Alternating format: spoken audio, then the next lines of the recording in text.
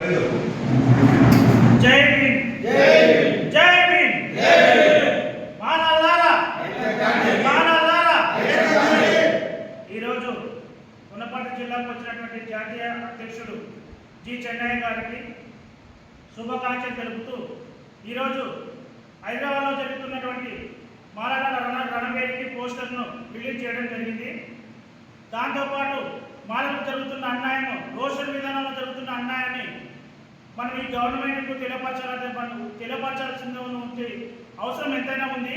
నిన్న ఇచ్చినటువంటి నోటిఫికేషన్లో ఆర్టీసీ నోటిఫికేషన్లో 1743 పోస్టులకు గాను 28 పోస్టులు మాలలకు, 90 పోస్టులు మాదిగలకు వచ్చి రిజర్వేషన్ కల్పించింది.